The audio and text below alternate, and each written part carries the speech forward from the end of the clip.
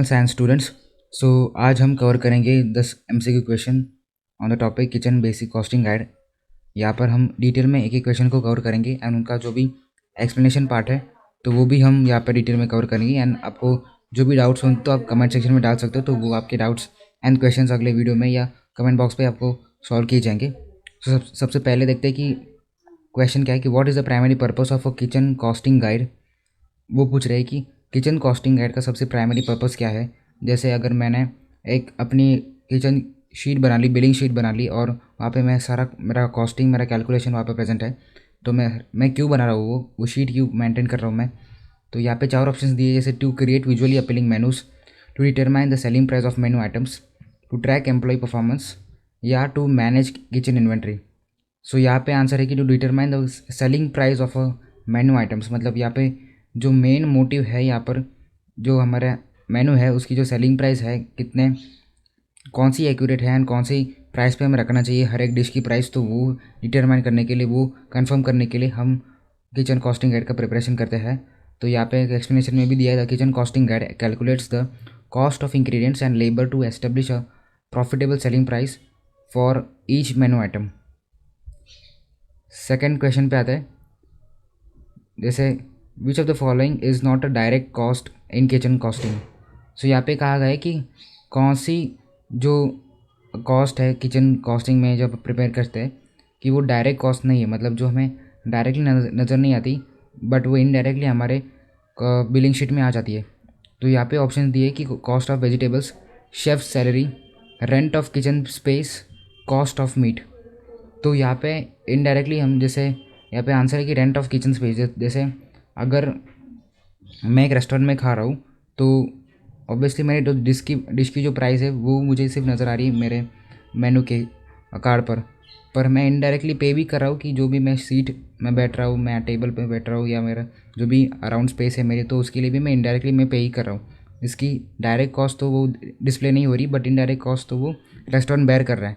तो यहाँ पे ऑप्शन है कि rent of a kitchen space, जो रेंट हम जैसे भरते हैं कि किचन स्पेस के लिए मैनेज करना सारा कुछ, तो वो भी इसमें कैलकुलेशन हो जाएगी directly. The direct cost are directly attributable to the production of a menu item. Rent is an overhead indirect cost, और डायरेक्ट कॉस्ट है इंग्रेडिएंट्स, डायरेक्ट लेबर। तो यहाँ पे डायरेक्ट कॉस्ट और इनडायरेक्ट कॉस्ट में दोनों का फ़र्क भी आप देख सकते हो कि डायरेक्ट कॉस्ट जो होते हैं, ये डायरेक्ट एक्सपेंस भी बोल सकते हो, जिससे बिजनेस का ऑपरेशन डायरेक्टली इम्पैक्ट होता है, तो वो है डायरेक्ट कॉस्ट। एंड जिसका ऑप्शनल होते हैं, जो फॉर एग्जांपल कि जिसका इनडायरेक्टली इम्पैक्ट होता है बिजनेस पर, तो वो है इनडायरेक्ट कॉस्ट, जहाँ पे अगर आप की डायरेक्टली उसकी वैल्यू नहीं नज़र आती आपकी शीट पर, बट इनडायरेक्टली वो आपके अकाउंट में वो कैलकुलेट हो जाती है। थर्ड क्वेश्चन है, what does yield percentage represent in kitchen costing.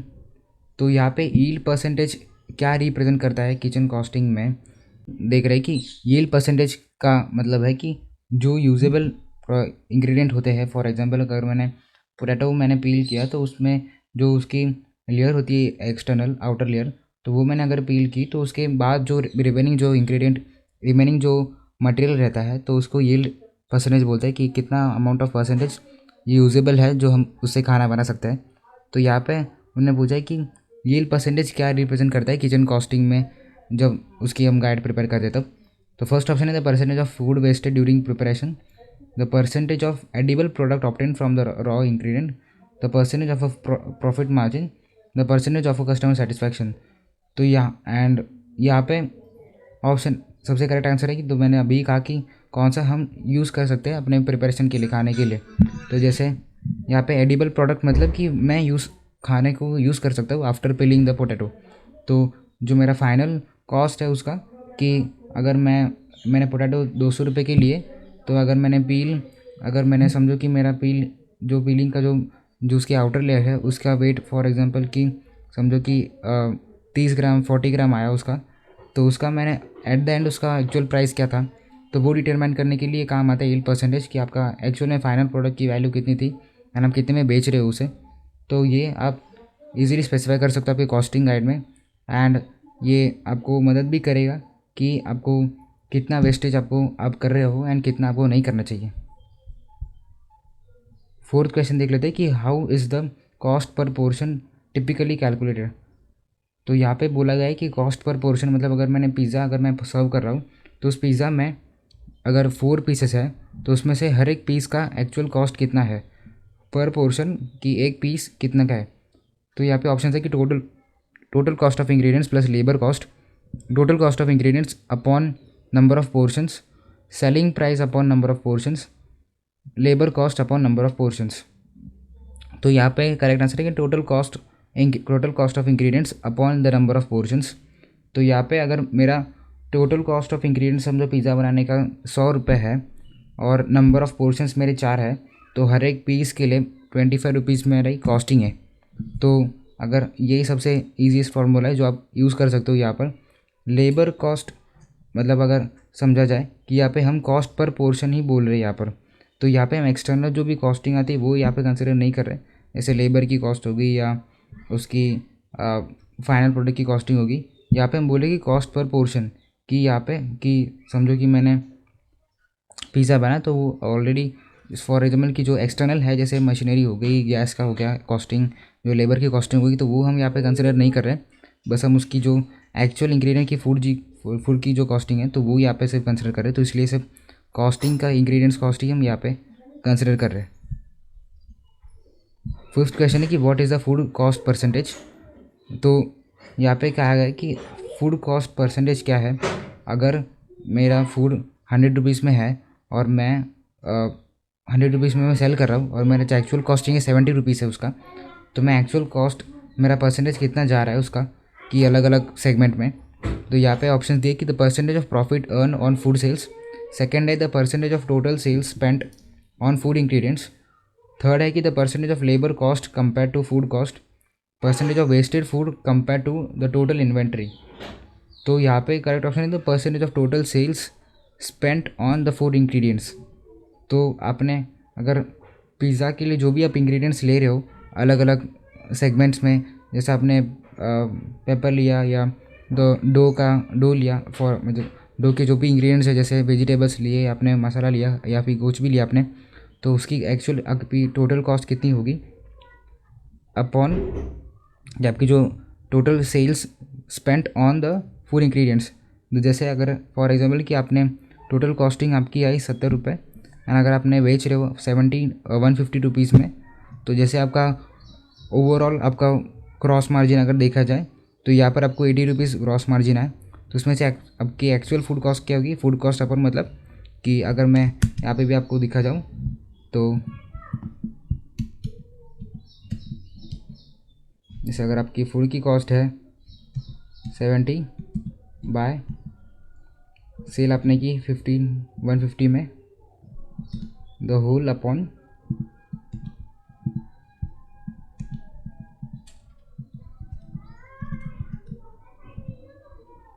तो यहाँ पे आपकी 46% आपका ग्रॉस मार्जिन हुआ।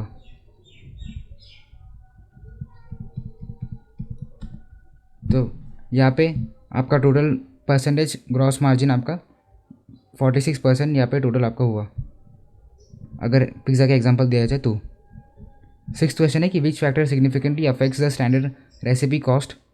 कि यहाँ पर पूछा गया है कि कौन सा जो फैक्टर है जो रेसिपी की कॉस्ट को ज़्यादा से ज़्यादा अफेक्ट करता है। तो यहाँ पे ऑप्शन दिए गए कि customer feedback, fluctuation in ingredient prices, employ turnover and kitchen layout.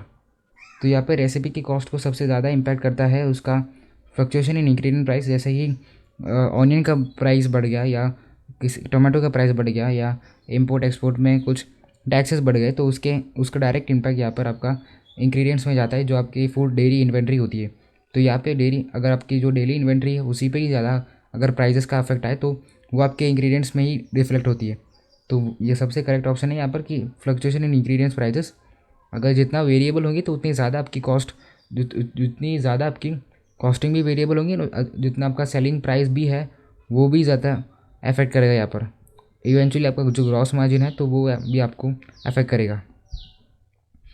Seventh question है कि what is the contribution margin. यही मीनिंग है कि जो भी मेरी वेरिएबल कॉस्ट थी, अगर मैंने मेनू ने समझो कि अगर एक डिश ने मुझे सेलिंग प्राइस थी 150 रुपीज़ और उसकी वेरिएबल कॉस्ट थी 17 या 30 रुपीज़, तो समझो कि मेरे 150 एंड 30, तो यहाँ पे मेरी होगी कि 120 मेरा हो गया रुपीज़ कंट्रीब्यूशन मार्जिन मेरा। तो यहाँ पे अगर मैं वेरिएबल कॉस्ट निकालूँ एक इंग्रेडिएंट एक डिश में से या एक पूरे अगर ओवरऑल मेनू में से, तो जो रिमेनिंग अमाउंट होती है वो होती है कंट्रीब्यूशन मार्जिन आपका। तो यहाँ पे हम अलग अलग कॉस्ट नहीं यहाँ पे कंसिडर कर रहे हैं। जैसे एक्सटर्नल कॉस्ट होगी, जो समझो किचन स्पेस है, आपका मैन पावर है, वो सब तो सारा फिक्स्ड में आ गया। अगर आप वेरिएबल में देखा जाए तो आपकी मोस्टली फूड इंग्रेडिएंट्स की कॉस्ट ही वेरिएबल होती है। तो यहाँ पे ऑप्शन देखा जाए तो first is the difference between the selling price and total operating cost. Second है कि difference between selling price and variable cost, difference between selling price and fixed cost, the difference between total sales and total cost. तो यहाँ पे मैंने जैसे कहा कि variable costing यहाँ पे इन्वॉल्व होती है, तो यहाँ पे है इसलिए difference between the selling price and variable cost. तो यहाँ पे हेल्प करता है कि आपका ईच जो आइटम है आपका जो मेनू में वो कितना कंट्रीब्यूट कर रहा है आपका फिक्स्ड कॉस्ट को कवर करने में, एंड आपका ओवरऑल मार्जिन वो इंक्रीज करने में कितना वो कंट्रीब्यूट कर रहा है। 8 क्वेश्चन है कि what is the purpose of recipe costing sheet. तो यहाँ पे रेसिपी कॉस्टिंग शीट मतलब कि आपका पूरे रेसिपी की ओवरऑल कितनी कॉस्टिंग है अगर पूरे एक रेसिपी को देखा जाए। तो सबसे पहला ऑप्शन है to document customer preferences, to track employ hours, third to calculate the total cost of recipe, fourth है टू मैनेज इन्वेंट्री लेवल्स। तो यहाँ पे अगर हम रेसिपी की कॉस्टिंग अगर बना रहे हैं तो उसका एंड मोटिव सिर्फ प्रॉफिट के लिए है या आपको और अच्छे से सर्व करना है कस्टमर को, या क्या पर्पज़ है एक्चुअल में। तो यहाँ पे मेन पर्पज़ है कि तो कैलकुलेट उसकी जो एक्चुअल प्राइस है रेसिपी की सबसे एक्यूरेट हमको कैलकुलेट करनी है, जिससे हमें पता चले कि जो भी हम रेसिपी या जो भी हम सेल कर रहे हैं कस्टमर को तो वो एक्यूरेट प्राइसिंग पे हो एंड उसे ज़्यादा वो हाईली एक्सपेंसिव ना लगे, जिससे वो इवेंचुअली वो रिटेन हो लॉन्ग टर्म के लिए रेस्टोरेंट के साथ। यहाँ पे इस यही मेन पर्पज़ है कि कॉस्टिंग गाइड हमारी यही मदद करती है कि जो भी इंग्रेडिएंट्स है जो हम डाल रहे हैं उस रेसिपी में उसकी एक्यूरेट से एक्यूरेट कॉस्ट हमें पता चले, जिससे हमें आगे का बजट प्रिपरेशन हम कर सकते हैं। 9 क्वेश्चन है what is the power stock in kitchen inventory management. तो यहाँ पे पावर स्टॉक का जो मीनिंग है कि जो इन्वेंट्री हम मिनिमम से मिनिमम हमको रखनी है आपके किचन में, जिससे हम आउट ऑफ द स्टॉक ना हो। यहाँ पे पहला ऑप्शन है the minimum amount of ingredients needed for recipe, the ideal amount of inventory to have on hand, to the maximum amount of inventory allowed, and fourth option है the difference between beginning and ending inventory. तो beginning and ending opening stock and closing stock भी आप बोल सकते हो। तो यहाँ पे ऑप्शन है कि the ideal amount of inventory to have on hand, मतलब आपके हाथ में कितनी मिनिमम इन्वेंट्री होनी चाहिए, जिससे आप अगर बीच में भी एक सडन ट्रैफिक भी आ जाए आपके रेस्टोरेंट में तो वो आप मैनेज कर पाओ इजीली। तो इसीलिए ये जो आइडियल अमाउंट है वो आपको डिटरमाइन करनी है कि आपके रेस्टोरेंट के लिए वो क्या है, जिससे आप आउट ऑफ स्टॉक ना हो। 10th क्वेश्चन है कि why is it important to regularly update a kitchen costing guide. तो यहाँ पे कि किस लिए हम इतने रेगुलरली हमको वो किचन कॉस्टिंग गाइड अपडेट करनी है, क्योंकि बहुत सारे इकोनॉमिक चेंजेस आते हैं। जैसे और अगर कंट्री में कोई वॉर चल रही हो या ट्रेड टैरिफ्स के रेट जैसे बढ़ गए अभी, जैसे यूएस ने अभी बढ़ाया, एंड डॉलर का जो इम्पोर्टेंस है वो ज़्यादा से ज़्यादा गोल्ड में शिफ्ट हो रहा है, जैसे गोल्ड एज अ एक्सचेंज में कंसिडर कर रही है, तो उसका आपके सर्विस में या आपके फूड कॉस्टिंग में क्या कितना इम्पैक्ट आएगा। तो जैसे इतने सारे रेगुलर्स अपडेट्स आपके अराउंड होते तो आपकी किचन कॉस्टिंग गाइड भी उतनी ही रियल टाइम में आपको अपडेट करनी है। तो उसका फर्स्ट ऑप्शन है to impress customers with new menu items, second to comply with the changing health regulations, third है कि to reflect changes in ingredients prices and market conditions. Market conditions आप बोल सकते हो कि माइक्रो एंड माइक्रो इकोनॉमी दोनों में आता है ये। टू इम्प्रूव एम्प्लॉय मॉरल, तो यहाँ पे थर्ड ऑप्शन सबसे करेक्ट है, जैसे to reflect changes in ingredient prices and market conditions. तो यहाँ पे आप जो भी आजू बाजू में आपके चल रहा है वर्ल्ड वाइड आपको ट्रेड चल रहे हैं या कोई इंग्रेडिएंट की कॉस्टिंग सडनली डिक्रीज़ हो गई या इंक्रीज़ हो गई, कोई कंडीशन आ गई या कोई बीमारी आ गई, तो उसके उसके इम्पैक्ट डायरेक्ट आपका कितना हुआ आपके आपके इंग्रेडिएंट्स कॉस्ट पर एंड आपके ओवरऑल सेलिंग प्राइस पर।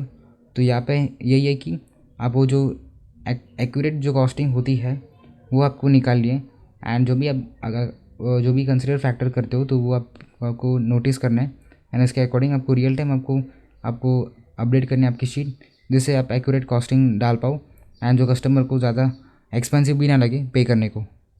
और कुछ आपके जो क्वेश्चंस हो इस MCQs के रिलेटेड किचन कॉस्टिंग गाइड के, आप कमेंट सेक्शन में डाल सकते हो। हमारी टीम आपको हर क्वेश्चन सॉल्व करेगी। एंड अगर आपको व्हाट्सएप नंबर पे आपको कुछ रिज्यूम के लिए या आपको all about kitchen costing guide and program के बारे में जानना है तो आप IHM गुरुकुल एप्लीकेशन आप डाउनलोड कर सकते हो। एंड अगर जो भी आपको क्वेरी है तो आप एप्लीकेशन की कम्युनिटी ओपन कम्युनिटी सेक्शन में भी आप आपके क्वेश्चन डाल सकते हो। Thank you.